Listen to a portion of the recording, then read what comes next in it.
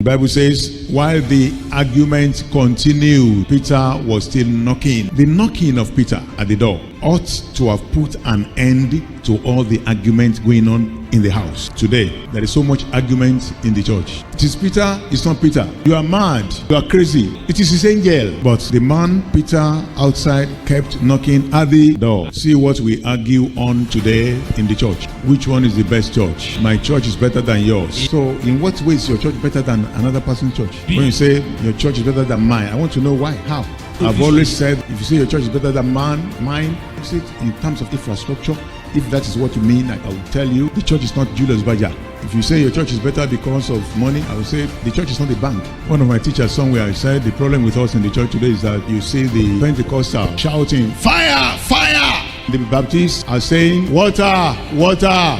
The Anglicans will be saying, order, order. So which is the best church now? We argue a lot in the church today. There are so many things that unite us more than those that separate us. Those things that separate us, they are nothing but some little odd secondary doctrines which I describe as being potent in divisive tendencies to little things that divide us. When I was doing my Chule over 50 years ago, we used to bake the bread for Holy Communion. Things have changed today. We buy from the shops. But when we bake that bread, very solid, we cut to small pieces. That was the reason why a particular church broke into two. Somebody just rose up and said, the Bible says they were breaking bread, not that they were cutting bread.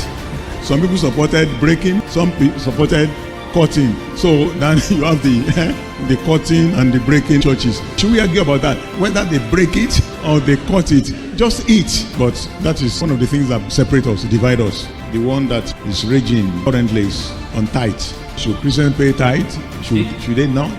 The type of God some people want today is a one kobo God. The God that doesn't cost you anything. Just come, go. God loved this world so much that he gave. So it cost God his son to give us salvation.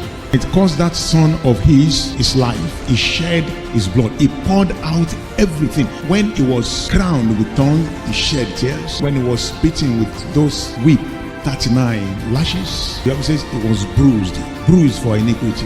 God himself said, no, I'm not going to see this. God had to take his eyes off him. He became an ugly sight on the cross. And when they had done all that, pierced him through, water and blood gushed out. That is, he poured out everything. So hasn't he shed enough blood? He said, well, I just gave you everything. So if it cost God his own son, and it cost that son his life and everything in him, you want to serve God free of charge? In the church today, why that should be a source of argument, I don't know. We make all sort of noise while the owner of the church is outside knocking.